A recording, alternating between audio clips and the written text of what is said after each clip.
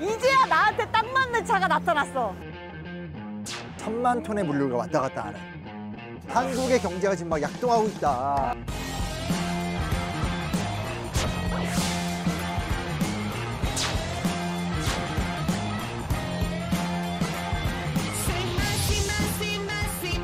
여러분 안녕하세요. 우리는 역사 스타. 와, 반갑습니다. 정말 그동안 너무 초대 손님이 고팠어.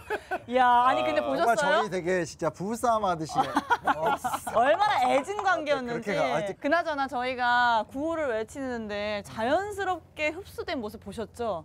멕시코에서 지금 막 저희를 위해서 그래? 예, 비행기 타고 날라온 우리 크리스티안! 반갑습니다. 네. 잘생겼다! 자, 왔으니까 들어가세요. 예, 들어가 주세요, 제발. 근데 두 분이 되게 가까운 사이라면서요. 기존에 저희가 꽤 많이 진짜예요? 만났었죠. 아 진짜요? 진짜 우리가 같이 프로그램도 한 적이 있고 네. 실제로 가족까지 아는 사이기 때문에. 그래, 좀 더 해봐, 좀 더 해봐. 내가 어머님도 알고 그래, 우리- 동생도 알고 그냥 사귀었던 건 아니고. 뭐 그런 거라고 보셔도 돼요. 되게 당황해하셨어요. 예, 뭐 아니 근데 너무 행복해요. 여기서 이렇게 와 있다는 게 그리고 이 아. 멋진 풍경이 있다는 것도 처음 봤어요. 사실. 낯설죠. 여기 와본 적 있어요? 아니 저도 처음이에요. 아니 네. 저게 그 유명한 인천 대교. 이미 사전에 철저히 조사를 하고 왔습니다, 크리스티안이. 오빠, 먼저 우리 크리스티안 선수 쳤어요. 인천 대교라고. 아니 그게 아니라 멕시코 이게- 갈 때마다 타는 그래. 거. 아, 그래요? 뭔 소리야 저게. 나 한 번도 안 가봤어요? 갔긴 했겠지만 이렇게 멀리서 먼발치에서 그러니까. 본 인천 바다 대교 위를 모습 달리는. 처음이에요. 진짜 길이 봐봐 안 끝나. 여기 시작하는데 진짜. 쭉 하는데 안 끝나는 거 보이죠? 진짜 처음에 절경이네요. 이게 보이는 곳인데 이곳이 이제 인천항. 인천항. 여기 뭐 대표적인 한국을 대표하는 항구고요. 5만 톤급 배가 한 번에 30척이 딱 이렇게 들어올 수 있는. 진짜. 1000만 톤의 물류가 왔다 갔다 하는 의미 있는 곳에 왔다. 오. 수빈 씨한테 한번 보여드리고 싶었어요. 너무 감사합니다. 한국의 경제가 지금 막 약동하고 있다. 제가 또 듣기로는 뭐 엄청난 기둥들이 있다고 들었거든요. 기둥이요? 예. 기둥? 예. 48m 정도 되는 여러 가지의 기둥이 있다고 좀 평소에 우리 들었거든요. 수빈이 예. 전혀 공부를 안 하고 예전에 저 알고 온 것 같은데. 초창기 때는 되게 열심히 하다가 최근에 약간 나사가 빠졌는데 또 크리스 오니까 감각심을 가져야 될 것 같아요. 예.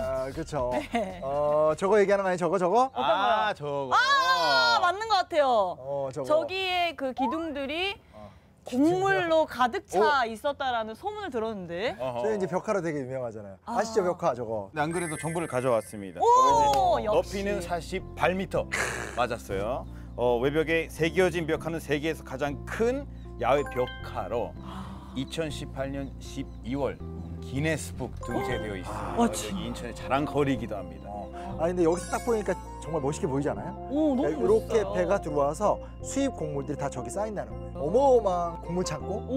근데 딱 봤을 때 투박할 수 있는 분위기를 저 벽화로 훨씬 힙하고 트렌드하게 보여주는 그런 그러니까. 장치가 되는 것 같아요. 여기 전망대에도 카페가 있는데 사람들 많이 오고 어머나. 사진 찍고 유명한 데예요. 그러면 저희 둘이 좀 다녀올게요. 거기서 을조를 주시고 계세요. 예, 역사 이야기를. 우리 다녀올게요. 예. 수빈 이렇게 할 네, 거야? 다녀올게요. 예. 너무한 거 아니야? 빨리 와. 맞습니다. 빨리 와봐. 또 이렇게 나 진짜 가는 줄 섭섭하냐? 알았어. 나 진짜 섭섭한다. 알겠습니다. 예. 아무튼 여기 온 이유는 뭐일 것 같아요? 아무래도 이 인천항이라고 하면 유통에 관련된 그렇지. 경제에 관련된 이야기를 많이 나눠볼 것 사실 같은데요. 인천항이 이제 배로도 유명하지만 인천항, 김포공항, 경인고속도로 물류가 왔다 갔다 하는 집산지거든요. 이곳에 온 이유가 뭐다? 한국이 대표적인 지금 세계적인 무역국가 아닙니까? 아하. 이게 그냥 움직이는 것이 아니라 아주 복잡하다나 하지만 일반인들 입장에서 사실 좀 잘 모르는 화물과 물류 시스템의 역사가 있어요. 와. 그동안 우리 흔적이 찾아봤던 것과 좀 다른 어머나. 이게 어떤 과거 역사, 조선시대 이런 것보단 현대사, 현재 살아 숨쉬고 있는 어떤 약동하는 역사 이런 걸 좀 살펴보면서 좀 얘기 풀어가려고 하는데 왜 이렇게 자꾸 그래? 살아있어. 나 크리스티안 또 옆에 있으니까 또 계속 이렇게 심장이 Listen to my 뛰네. heartbeat. 그럼 빨리 저희 살펴보러 가시죠. 연기 잘 맞는 것 같은데 기분 오늘 쉽지 않은 여정이 될 것 같습니다. 여튼 가보도록 하시죠. 오케이. 벽어링. 멕시코 말로 가자. 영어로 뭐야? 마모스. 마노스? 밤. 마모스?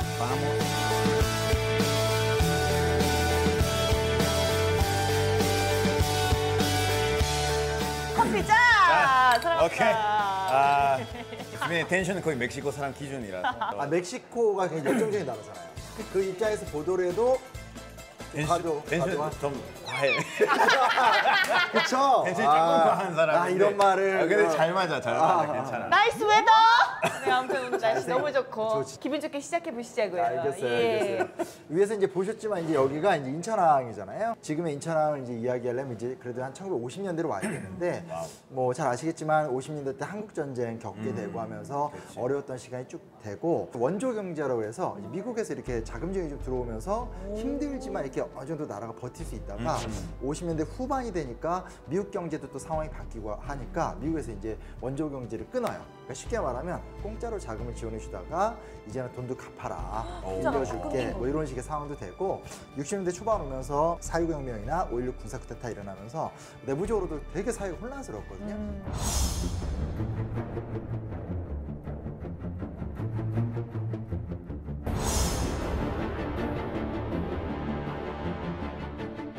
나라는 가난하고 가난한데 사회는 혼란스러우니까 사실 이제 경제 위기는 또 더 심각해질 수밖에 없고 뭐 이런 상황이 이제 이어지는 상황이어서 그때 이제 우리나라가 그 당시 한 1960년대 초반, 1963년 기준으로 외환보 요구가 이 당시 1억 700만 달러니까 1억 달러 조금 넘는 수준? 그러니까 지금에 비해서 뭐 4천분의 1, 5천분의 1 정도 되는 수준이니까 부도 상황에 직면하게 되는 힘든 상황입니다.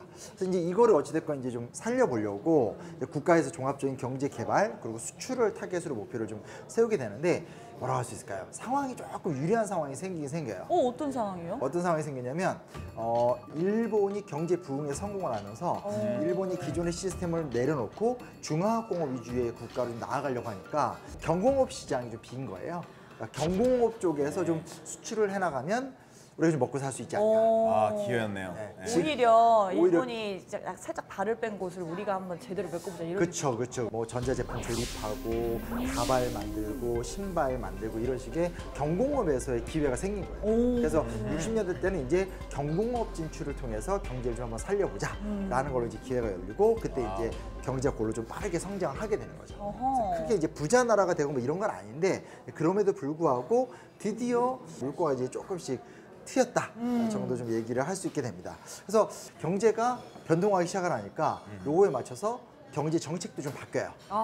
가장 좀 큰 변화가 고정환율제에서 변동환율제로의 변화거든요. 고정환율제에서 변동환율제? 그러니까 쉽게 말하면 나라 자체가 유지가 안 되기 때문에 고정환율, 그러니까 우리나라 환율이 이 정도로 못을 박아놨어요. 거기서 이제 1달러당 130원 였다가 이제 좀 성장하니까 완전 자유란 못하고 약간 풀어도 오히려 우리나라 경제에 좀 도움이 되겠다라고 해서 1달러에 255원으로 이제 대폭 한 2배 정도 인상이 되죠. 2배나? 그럼 예를 들면 130억을 벌었다 그러면 이제는 255억을 버는 거나 그치, 마찬가지네. 2배 된 거죠. 그렇죠. 수출을 잘하면 되겠네라는 확신을 갖게 되는데 이제 확신에 뒤따르는 추가적인 정책들이 하나하나 이제 덧붙여줘야지만 국가가 이제 성장을 해야 되겠죠. 뭘 해야 될까요? 본인이 이제 아무래도, 경제 사령탑이었다면 경제를 성장시키기 위한 뭐 유통업 관련된 것들을 많이 활성화시키려고 하지 않았어요? 이미 옥상 가서 경치가 최고인 거야. 왜냐면 우리가 인천항에 왔지 않습니까? 아이 그러니까. 네. 유통도 그렇고 약간 그 도로 같은 거, 교통 그치. 면에서도 그쵸. 항구도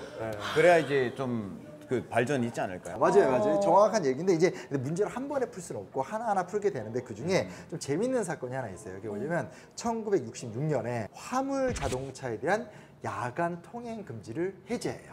그게 무슨 말이야? 그거 화물 뽑기가 딱 자동차? 통과돼요. 처음 들어봤어요. 그때 당시에는 모든 사람들이 야간에 통행할 수 없게 금지시켜놨는데 화물차는 뭐... 없앤 거예요? 혹시 그 멕시코에는 뭐 야간 아니요.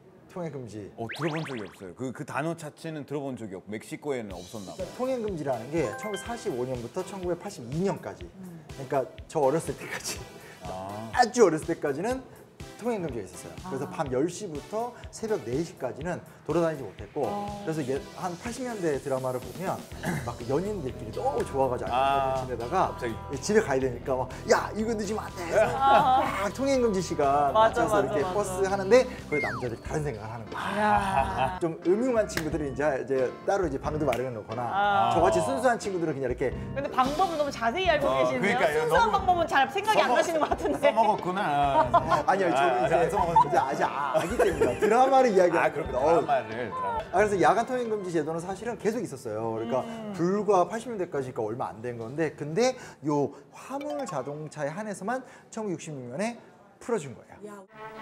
한편 긴박한 화물 수송난을 해결하기 위해 정부는 박 대통령의 특별 지시로 4월 22일 0시를 기해 화물 자동차에 대한 야간 통행 금지를 전국적으로 해제했습니다.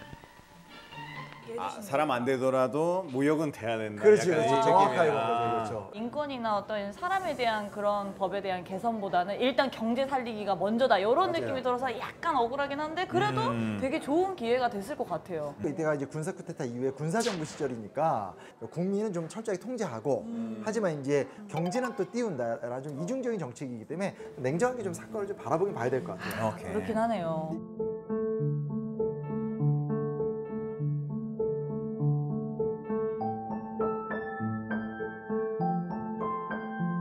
이제 드디어 화물 차량을 돌아다닐 수 있게 해놨어요. 그다음에 뭘 해야 될까? 화물 차량이 이제 움직이기 시작하면은 길들이 좀 터져야 되지 않을까요? 그렇죠. 그건 아까 말씀하셨죠. 네. 근데 그러면 무슨 길을 만들었을까? 고속도로가 만들어져야겠죠. 무슨 고속도로? 아! 설마! 대한민국의 대동맥이라고 불리우는 서울과 부산을 잇는 뭐라고요? 경부 고속도로. 그렇게 인가요? 얽힐 때가 있고 안 얽힐 때가 있고 이 순간에 크리스를 지켜주고 싶었어. 여기가 어딘데 갑자기 바로 경부고속도로부터 나오냐고요. 경이 아니고. 아, 경인이야? 아무튼 고속도로가 생겼겠다. 맞아요. 경인고속도로가 등장하는 아, 그래요? 실제로 이게 항상 똑같아요. 왜냐면 기본적으로 서울에서 인천이 가깝고 또 이제 화물은 대부분 배를 통해서 바다로 움직이게 되는 거니까 우리나라 최초의 철도도 경인선이 제일 먼저 놓여졌고요. 그리고 이제 당연히 고속도로도 경인고속도로 먼저 놓는 게 이제 순리죠. 그렇죠. 이쪽이 네, 더 여기 발달하고 연결 바로 되니까. 네. 고속도로가 놓여지기 전까지만 하더라도 철도가 주요 운송수단이긴 한데 철도가 또 약점이 있죠. 왜냐하면 철도는 그 문전 연결성, 그러니까 바로바로 원하는 데까지 화물을 옮기는 데도 한계가 있고 운영하는 시간이 정해져 있잖아요. 그러다 보니까 생각보다 화물 적재량이라든지 화물 이동성 같은 게 많이 떨어져요. 회전율도 떨어지겠다. 효율적이잖아. 그러니까 이제 결국은 새롭게 도로를 건설하고 그 도로 위에 화물차들로 이제 운송을 하는 시스템을 만드는 게 좀 급했었던 상황이다. 이렇게 보면 좀 좋을 것 같아요.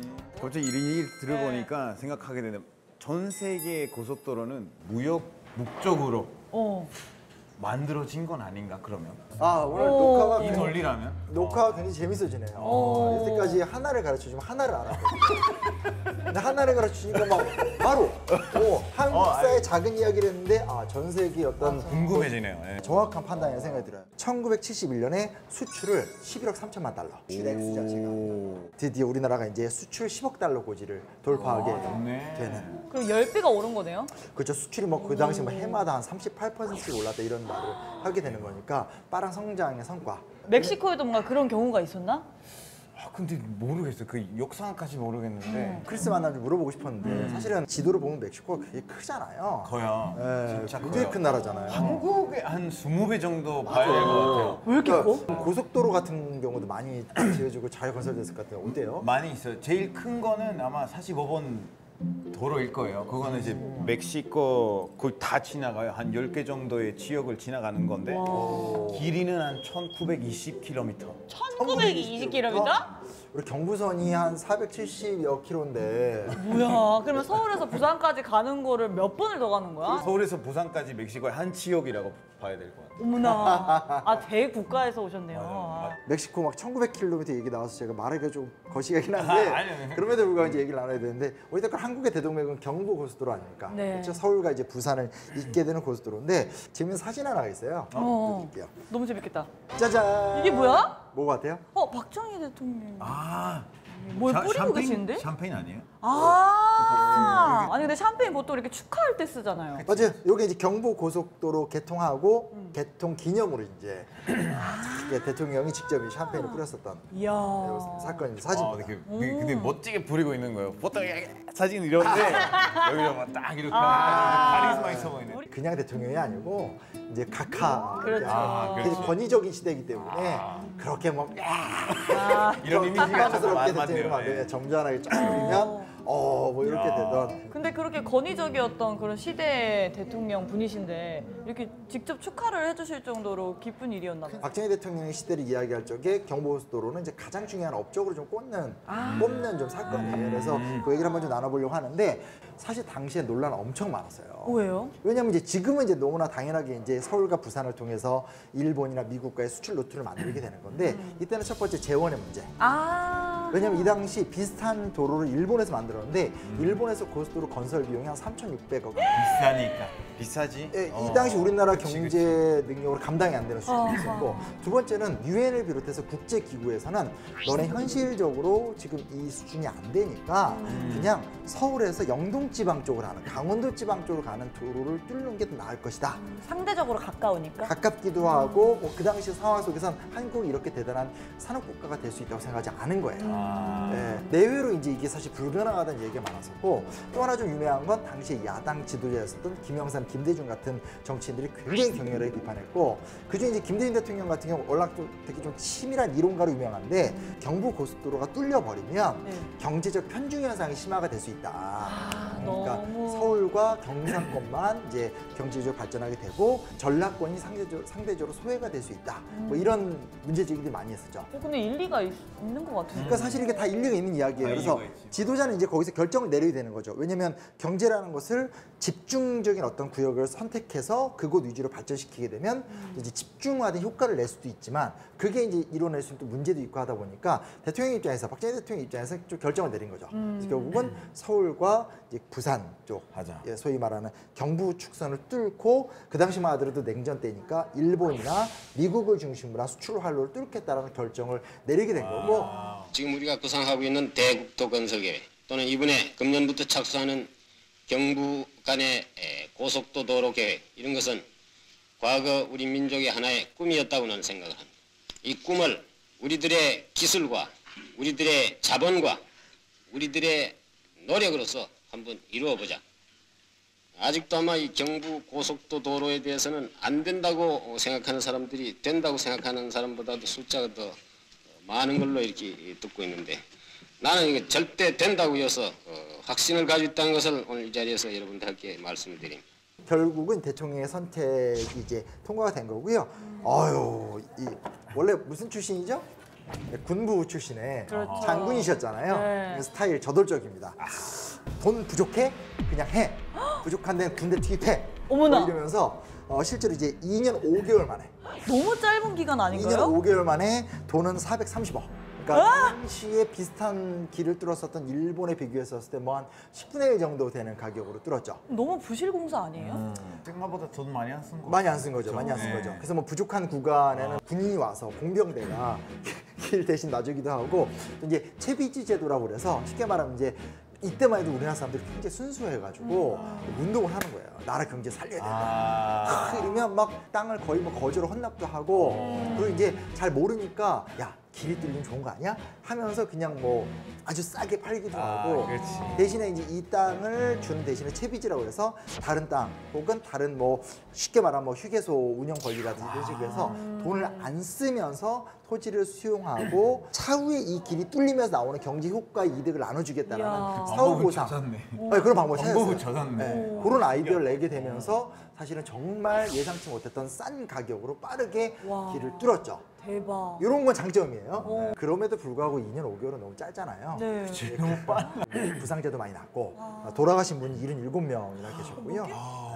굉장히 많이, 그러니까 공사를 너무 급하게 서둘다 보니까 돌아가신 분들도 많았고 또 하나 이제 문제가 뭐가 있었냐면 그렇게 짓다 보니까 완공을 해놨는데 이제 부실. 그래, 그럴 수밖에 없을 것 같아요. 여기저기 이제 문제가 생기는 거죠. 또 고쳐야 되고 막. 그래서 그 이제 혹자들은 그 고친 비용이 지은 비용만큼 들었다. 야. 이런 얘기들도 뭐 하게 됩니다. 네. 이야기를 들어보면 굉장히 무리하게 진행시켰던 부분들이 있었던 것 같은데 좀 정치적인 이견은 없었나요?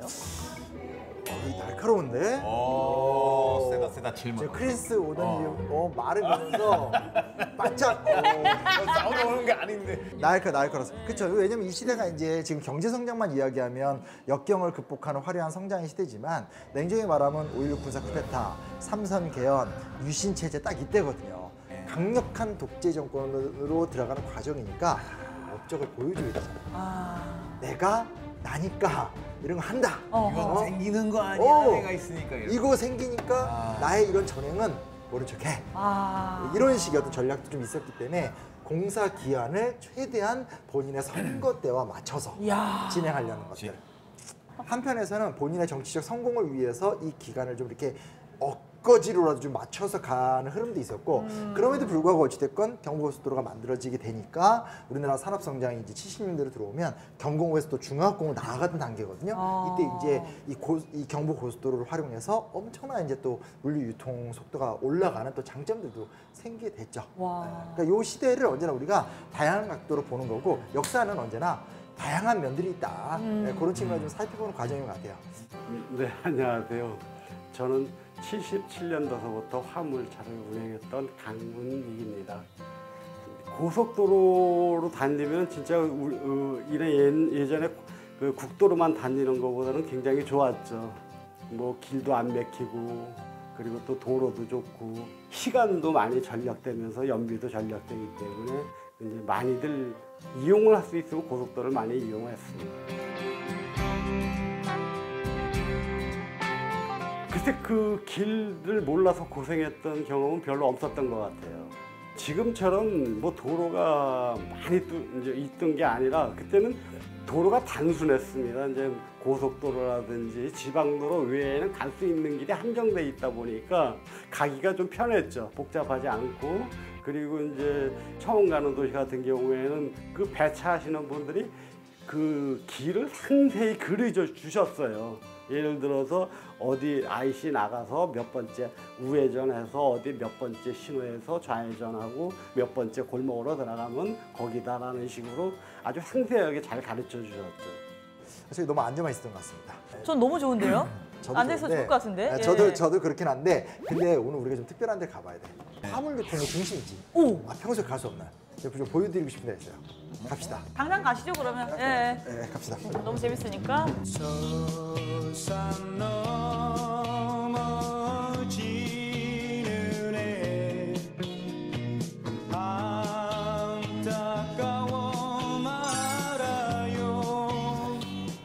들어가시죠. 와우! 크리스를 위해서 준비했습니다. 와. 의왕 ICD.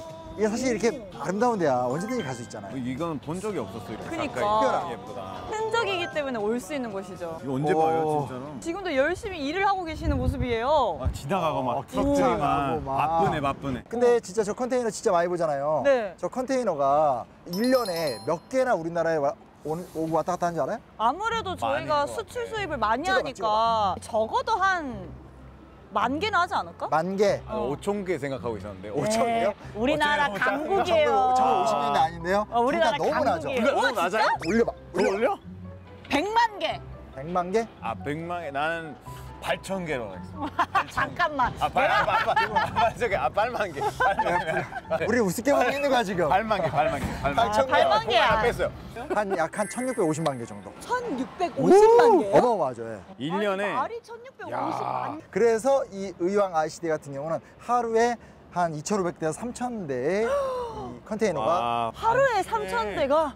딱 이렇게 요 내지 시스템들이 있으니까 우리가 사실은 마트나 슈퍼에서 원하는 물건을 주유소에서 언제든지 기름을 이런 게 잘 잘 되네. 된다는 거죠. 전 이쯤에서 너무 궁금해지는 게 도대체 누가 이 컨테이너를 배에 실을 생각을 했을까? 아이디어가 기가 막혀. 그거 내가 알아. 어? 그거 내가 아는데 봐봐, 이제 크리스 준비하고 왔어. 야, 뭔지 본인 보여주겠어. 자리가 위험해 지금.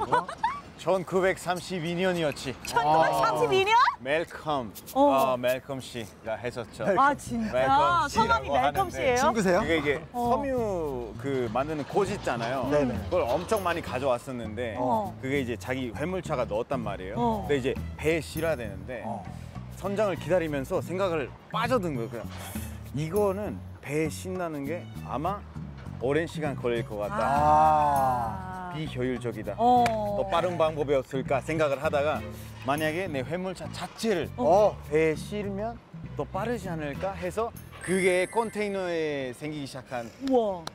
돌이었죠. 아니 멜컴 씨가 혹시 멜컴 씨. 멕시코 사람 아니잖아요. 근데 어떻게 알아? 기다렸어. 이렇게. 아니 어떻게 알아? 멜컴 씨가 멕시코 사람 나이인데 어떻게 알아? 처음에 나올 때는 이런 거 준비하더니 요즘은 그냥 놀러 와. 하여가 똑똑하기만 하면 저렇게 딱 붙네. 같네요.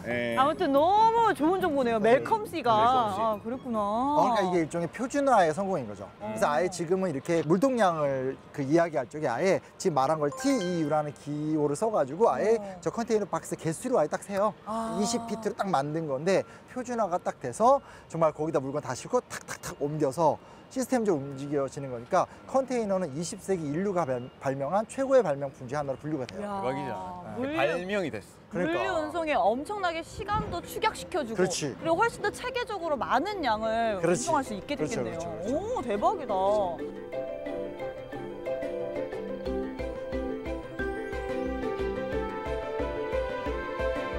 너무 궁금한 게 있어요. 네. 그 아무래도 오빠가 어렸을 때 이제 타고 다니셨던 차들은 지게, 뭐 마차 이런 거였을 것 같은 차 같은데 타셨어요. 그때쯤에 화물차의 모습들은 어떤 모습들인지 그때쯤은 궁금해요. 아니고요. 네. 저 태어나기 한참 전인 그 해방 초기에는 사실 차가 없고 차 제조 기술도 없었던 상황이었는데 그 당시 이제 우리가 했던 건 뭐냐면 망가지거나 폐기된 미군 군용차에 프레임만 어떻게 뜯어와가지고 거기다 엔진을 싣거나 휘어진 판을 다시 펴서 붙이거나 합판 같은 거 구해와서 붙이는 형태로 이제 이렇게 자동차를 참 자동차를 말하기 재활용처럼. 그렇죠. 그렇게라도 시작을 한 게 어딥니까? 그렇죠. 너무... 계속 하다 보니까 나름대로 이제 자동차 조립 기술 같은 거에다 노하우를 익히기 시작을 하는 거예요. 야, 우리나라는 한 번 파고들면 끝까지 가거든. 그렇죠. 그래서 등장하게 된 차가 뭐냐?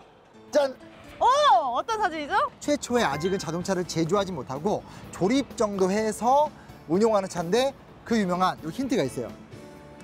시발? 맞아요. 우리나라 최초의 시발 자동차라는 자동차가 그래, 아니. 처음 등장하게 된 거죠. 요게 아니고 이제 첫걸음. 네, 맞아요. 그래서 이때 이렇게 자동차를 조립하는 기술을 통해서 사실 거의 뭐 이렇게 뭐 미군 찝차 정도의 수준이잖아요. 이런 것들을 외장을 이렇게 개조해서 뒤에 요건 약간 픽업 트럭으로 또 개조한 거고. 이런 시절이 있었습니다. 그 과정 속에서 사실 이제 지금 보시는 것처럼 이런 화물 물류 시스템이 만들어지게 됐다.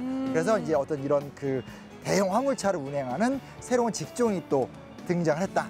이런 것도 우리가 좀 인상적으로 살펴볼 부분이에요. 그럼 일자리도 많이 생기면서 그렇죠. 우리가 사는 것도 좀 많이 발전했겠네요. 그러니까 이게 저도 믿겨지는 얘기는 아닌데 1980년대 때 이제 한창 그 젊은 시절에 돈 벌고 산업 여건으로 사셨던 저희 아버지 세대 분들을 이야기하면 말 그대로 차 하나만 있으면 돈 번다. 어떻게 빚을 내서라도 화물차 하나 구한다. 그냥 채워서 막 유통하고 돈 버는 건 뭐.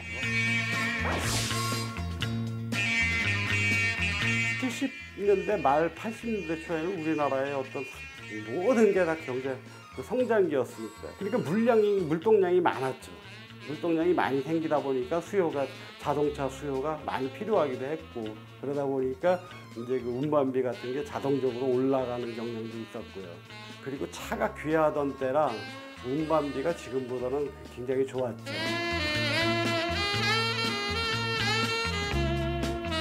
예전에는 이제 저희들이 그 지역마다 그 주차장이라는 것이 있었습니다. 예를 들어서 뭐 이삿짐 주차장이라든지 아니면 공단 옆에는 공단 그 짐들만 전속으로 하는 그 주차장들이 주변에 있어가지고 주차장 소장님들이 이제 그 업체를 다니면서 영업을 하시고 차주분들한테 이제 순번을 걸고 차례대로 이제 배차를 했죠. 그리고 또 운반비도 이제 그 소장님들이 배차한 것 건에 대해서는 소장님들이 다 주셨고.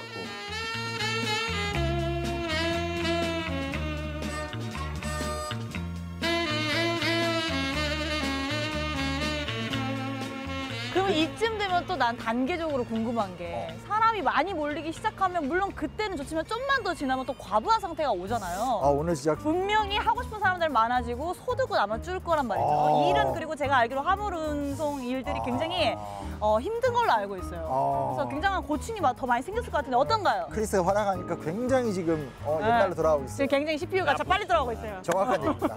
사건은 저 대학생 때인데 좀 나이가 많이 들었을 때네요. 저 대학생 때 외환위기가 터집니다. 어머나. 1990년대 말이었죠.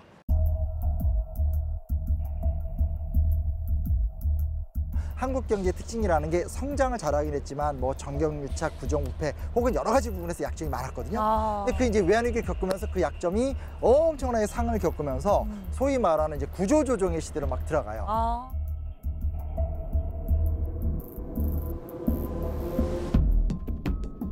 경제에는 위기를 겪고 있고 그 상태에서 과거처럼 이런 호황기는 아닌 상태인데 그 상황에서 나름대로 이제 문제를 풀어간다고 했던 방식이 화물 분야에서는 그 허가제에서 등록제로 바뀌는 거예요. 그러니까 쉽게 말하면 과거에는 기준을 갖고 있고 어떤 정상적인 노하우를 가진 사람들만 이 화물 운수업에서 돈을 벌 수 있었다면 지금 경제가 너무 안 좋은 상태가 되는 거니까 산업을 촉진시키고 또 신자유주의 시대니까 자유로운 게 좋다. 누구나 일할 수 있게 해주는 너도 할 수 거구나. 있다. 그렇죠, 그렇죠. 그런 식으로 하면서 허가가 아닌 등록으로 가다 보니까 이제 쉽게 말하면 너도 나도 이제 이쪽이 돈이 된다. 사실 화물 쪽이 돈이 된다는 얘기는 뭐 대학생 때 저도 들었던 이야기이기 때문에 많은 사람들이 뛰어들게 되죠. 그래서 속설로 지금까지도 화물하시는 분들이 꽤 수입이 크다라는 그런 얘기 많이 남도 듣고요. 있어요. 그렇죠. 네. 근데 이제 이건 우리가 좀 예상이 되잖아요. 이렇게 돼버리면 원래는 좋은 일자리였는지 모르겠지만 단점도 그대로 생길 수밖에 없어요. 그렇죠. 일단 뭐 경쟁자도 많아지게 되죠. 그렇죠, 많아지고. 경쟁자가 많아지면 단가가 싸지거나 어떤 더 일을 하지 않는 한 이 화물 운수업 하시는 분들이 경제적으로 어려워질 수밖에 없고 그렇죠, 수입이 크지 않죠. 소득이 떨어질 수밖에 없고 그렇지. 오래 일하면 사고 확률도 올라가게 돼요. 맞아. 능률이 당연히 저하되죠. 또 이제 좀 더 돈을 많이 벌려고 하다 보면 불법인데 과적 같은 문제. 기준 이상치로 짐을 실어버리면서 다시 또 이게 또 사고 발생률로 갈 수 있는 엄청난 사고 발생이 일어나죠. 이런 악순환들이 이제 계속 진행이 되는 거예요. 그렇게 되면 또 법이 새로 생기고 또 피해 보는 사람도 맞아요. 그리고 또 최근에는 이제 이 일이 너무나 이렇게 되면서 고되다고 하니까 주로 운전하는 화물 물류 운전 기사들 연령대가 너무 올라가는 거예요. 50대 이상으로. 그러니까 젊은 인재들이 안 들어오게 되고 더더더 일자리의 질이 떨어지게 되고. 그러니까 최근에 와서 다시 이건 좀 허가제로 가자라고 하면서 여러 가지 법적인 보완 조치를 취하긴 했지만 너무 늦은 거 아니에요? 벌써? 좀 문제점들이 많아요. 고민도 좀 많고. 20, 30년 안에 나라가 빨리 성장을 했는데 지금 솔직히 기술 말하면은 한국 사람들은 2050년 살고 있어요. 기술이 너무 좋아. 근데 사회적으로는 그런 것들을 생각해 보면은 그만큼의 속도로 따라가지 못한 부분도 있을 거예요. 좀 왜냐면 피폐해진 것도 있고. 멈추지 못하니까. 맞아. 우리는 또 성장을 해야 돼. 이렇게 계속 생각을 하기 때문에 만들고 사회는 언제 발전을 시켜? 맞아. 이런 거는 조금 느껴졌어요. 한국에 와. 아니 제가 크리스가 정말 중요한 얘기한 거예요. 맞아요. 빨리빨리 잘하긴 해. 그러나 멈추질 못하기 때문에 우리가 놓치는 것이 많다. 맞아. 이 말은 가슴에 좀 새게 될 것 같아요. 역시. 그런 것들에 대해서 우리 이쪽 화물 쪽 일하시는 분들도 고민이 많으셨던 것 같아요. 그래서 어떻게 하면 화물 운수 쪽에 관련된 기사님들이나 관련 종사자들이 뭔가 좀 제대로 된 복지를 누릴 수 있는지 이런 것들을 고민하고 실천하는 곳이 있대요. 어머나. 거기 가서 구경도 좀 하고 얘기도 좀 나누고 좋습니다. 굿. 가보시죠. 가봅시다. 네.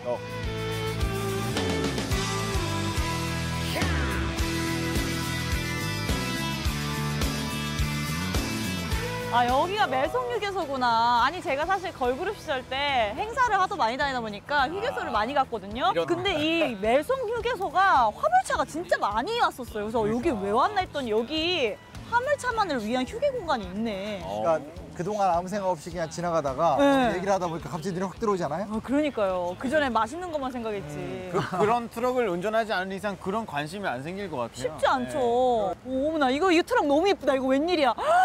색깔 취향이야? 장난 아니다. 색깔이 취향이야? 본인 취향? 사실 이 트럭들이 되게 비싸거든요. 제가 듣기로는. 맞아. 근데 우리 여기까지 왔는데 어떻게 인터뷰라도 한번 하면 좋을 것 같은데. 한번 막 좀 신뢰를 범해볼까요? 제가 한번 노크 좀 해볼까요? 좋아요. 안녕하세요. 오, 저기요. 먼저 기다리고 안녕하세요. 어머 안녕하세요. 혹시 죄송한데 저희 궁금한 게 너무 많기도 하고 너무 멋있으셔서 인터뷰 잠깐 가능하실까요? 네네. 반갑습니다. 감사합니다. 후회하실 거예요. 너무 성격 좋으시다. 후배는- 어머 근데 저는 사실 화물 기사님이라고 생각하면 나이가 좀 있으실 줄 알았는데 되게 젊어 보이시는데요? 고맙습니다. 오 정말 어머. 아이 고마워요. 저희 올라가서 대화 나눠도 가능한가요? 예.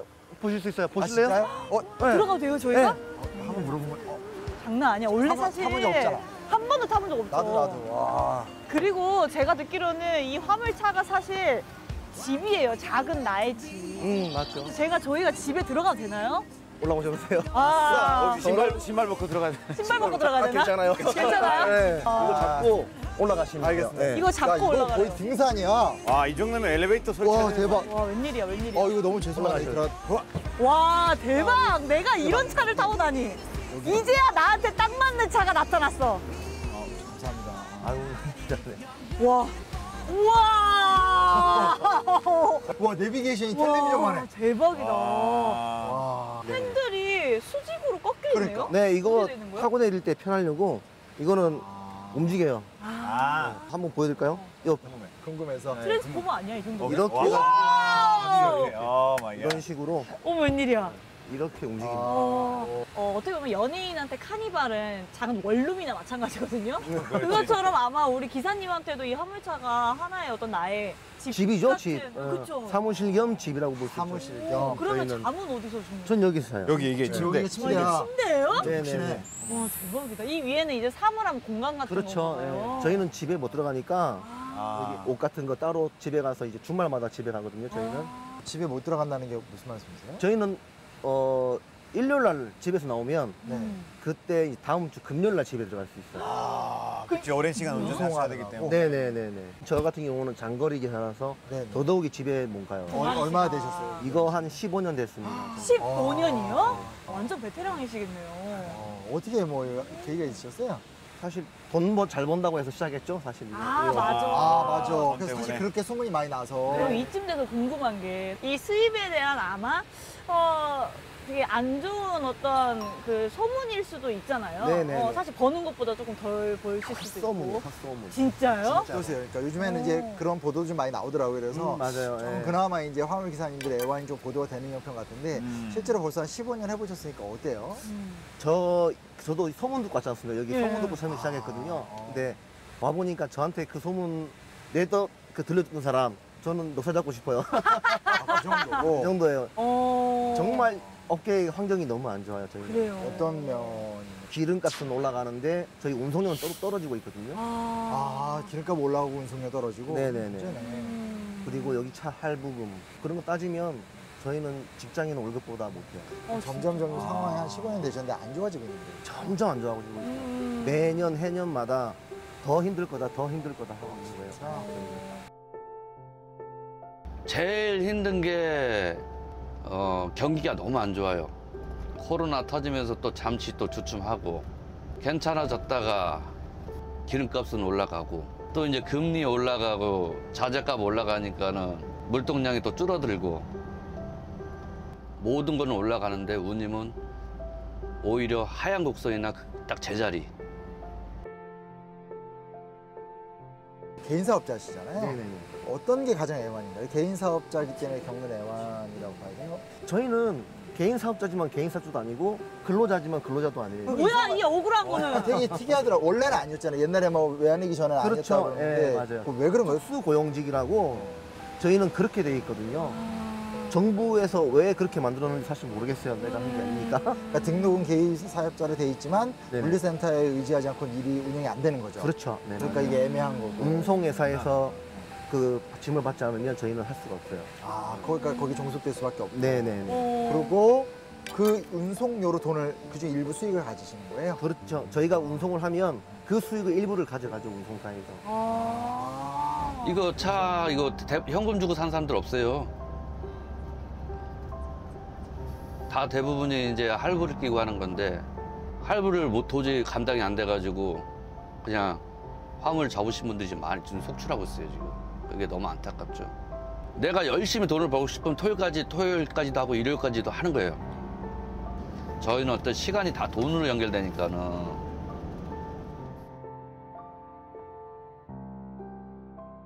여기 근데 저기 일부러 오신 거예요? 아니면 우연히 뭐? 저희는 일부러 찾아와요. 아, 여기를? 특별한 휴게소군요. 그러니까 밥도 먹어야 되지만 밥 먹을 때가 따로 뜻이 없어요. 그러니까 저희는 거의 휴게소에서 밥을 먹고 여기 이제 복지센터에서 잠도 자야 되고 씻기도 씻어야 되고. 여기서? 네, 여기서. 아, 그럼 지금 글로 가시는 거예요? 네네. 여기는 씻을 수가 없으니까. 아. 그럼 기사님께서 들어가실 수 있는 공간이니까 저희가 껴서 좀 같이 구경해봐도 될까요? 아, 네. 괜찮습니다.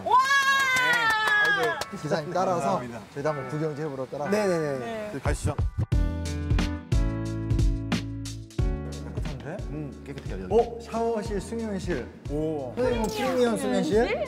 세탁실까지 있는데요? 네. 세탁장. 네. 요런 게 진짜 휴게소마다 착착 있으면 좋겠다. 그치? 너무 좋겠는데요. 그럼 선생님 여기서 뭐 그냥 딱 들어서 하시면 되는 거예요? 네, 여기 사용자 여기 적어놔야 쓸수 되는구나. 있어요. 네. 아무나 들어갈 수 있는 건 아니고. 이거 근데 기사님만 이용하실 수 있는 거예요? 아니면은 왜 또 이용하려고? 와, 눈꺼 오늘 보여가지고. 저희가 여기 가을맞이 교통안전 이벤트를 하고 있어요. 이벤트. 그럼 우리도 이제 카니발 해야 고맙습니다. 되잖아. 저희 혹시 저희 카니발도 화물차로 쳐주시나요? 노란색 번호판. 우리는 하얀색. 저는 이제 숙직실을 좀 이용하여. 네, 선생님 너무 감사합니다. 감사합니다. 정말 안녕하세요. 네. 감사합니다. 드래곤도어 사장님, 용문 사장님 사랑해요. 우리가 근데 우리 잠깐만 관계자분이시죠? 안녕하세요. 네, 안녕하세요. 여기 반갑습니다. 대충 이렇게 기사님께서 설명을 들었는데 이게 어떤 곳인지 한번 좀 얘기해 주시면. 화물차 힐링센터는 저희 화물복지재단에서 운전자분들께 사고 예방도 하시고 좀 복지적으로 좀 도움이 될 수 있는 부분들을 스트레스도. 같이, 예, 스트레스도 당연히 푸시게 하고 딱 도와드리고 보니까 너무 좋은 데가 많아요. 공원도 있고 헬스도 있고 게임도 할 수 있고 특히 안마의자. 하트. 이게 야. 내가 사는 동네보다 더 많은 거야. 그러니까 육체적인 피로도 풀어주지만 정신적인 피로까지 풀어준다는 게 너무 좋은 점인 것 저희 같아요. 살짝 이렇게 구경 좀 해봐야 되나? 네네.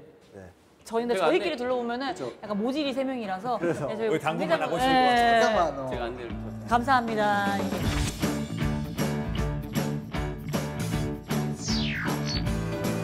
프리미엄 수면실이라고 해서 영화나 유튜브나 편하게 보시다가 그냥 졸리시면 주무시고 한번 들어봐요. 잘 들어볼까요? 대표에서 여기서는 거절하지 않고 너무 좋아. 피부 어머 촬영. 어머 어머 어머. 여봐라 물을 대령하거라. 네, 알겠습니다. 이렇게 TV를 이렇게 내 편으로 해가지고 딱 볼 수도 있고. 저도 사실은 집에서 이제 리클라이너 의지에 자는 스타일이거든요. 책 보다가 탁 자는. 이거 딱이네. 이게 맞는 사람들이 있고. 이것도 이어폰까지 있으니까. 또 오도방정 병은 어쩔 수가 없는 거. 오 뭐라고요? 강남. 너무 좋다. 너무 나 바로 벌써 힐링이 됐어요. 그러니까. 자, 되게 일반 수면실 공간 분리를 해서 개별적으로 주무실 수 있게 해드리는 거고 포근하게 주무실 가지 말고 나머지 녹화는 너무 잘하셨네. 맡겨둘 테니까 나중에 가실게. 여기 계속 닫아도 혼자 쉬는 될까요? 걸로. 좋다. 자, 진짜 편하게. 나머지 녹화는 좀 맡겨놓을게요. 저희도 좋죠. 네. 개인적으로 이게 더 마음에 드는 거. 그러니까 훨씬 편해 보여. 좋다, 진짜. 오 샤워실도 있구나. 내 입장에서 그때 수면실도 좋지만 샤워실이 진짜 필수예요. 이런 건 없지 않아요? 거의 한 95, 6% 이상은 무조건 이 샤워 시설을 이용하신다고 보시면 되고요. 저희가 정말 그밖에- 대신해서 감사합니다. 그밖에 이제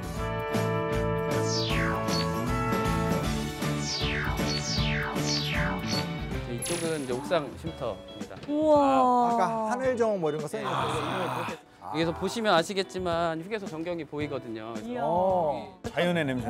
날씨가 좋아서 그런지 더 이 청량함이 확 느껴지는 것 같아요. 그러니까 좋네. 화물차라는 공간이 뭐 크긴 하지만 고립된 공간에서 오랫동안 맞아. 운전을 하다 맞아요, 보니까 이 자연을 또 맞이하기가 힘든데 이런 공간이 있음으로써 얼마나 그럼요. 힐링을 할 수 있을지. 혹시 이 시설을 이용하는데 어떤 제한이 있어요? 뭐 시간이나 그런 거 그러게. 따로 있나요? 저희가 운영하는 그런 사업들은 화물 운전자분들께 100% 무상으로 지원을 해드리고 있는 부분이에요. 그러니까 많이 참여를 해주시고 많이 저희 그 복지 혜택을 많이 받아 가셨으면 좋겠습니다. 많이 이용을 하는 게 또 좋겠다, 기사님들한테. 그죠? 네. 자, 어떠셨어요, 오늘? 좀 수빈 때문에 힘들었겠지만 그래도 나름 열심히 이렇게 좀 준비해봤는데 어떠셨어요? 생각 좀 많으셨어요. 어. 왜냐면 이렇게 두 가지 감정이 있는데 멕시코에서는 솔직히 이제 이런 기사님들 굉장히 자부심이 있어요. 그러니까 멕시코 그치. 사람들. 왜냐면 그 기사님들 이제 일하기 때문에 우리 물건들을 이제 움직이고 그렇죠. 무역도 되고 덕분에는 나라의 경제도 좋아지고 나라 경제 좋아지면은 GDP까지 영향을 끼치잖아요. 그러니까 그런 사람은 없으면 안 돼요. 없으면은 멕시코 근데 만약에 미국까지 영향 끼칠 수 있거든요. 맞아, 그 사람들이 맞아. 없어요. 그러니까 우리 그 사람들을 너무 중요하게 생각하는데 맞아. 근데 또 한편에서는 이런 복지센터 같은 거 멕시코에 없는 것 같아요. 또 그래요? 그러니까 그런 면에서 멕시코 아직도 배울 게 많다. 난좀 라는 느낌을 그러니까 뭔가 저도 네. 들었던 게 그 외국의 트럭커들은 그러니까 우리가 느끼는 이 화물 기사님의 직업적인 인식보다는 좀 멋있는 직업으로 많이 그렇죠. 평판을 받는 편인데 우리나라는 약간 아직은 그런 부분이 부족한 거에 비해 사실은 휴게 시설 같은 거는 많은 발전을 이루고 있으니까 좀 또 자부심을 느끼고 더 그렇죠. 발전을 해야 된다는 경각을 가져야 될 것 같다는 생각이 들어요. 한국인은 기사님들한테 좀 더 잘해드릴 필요가 맞아.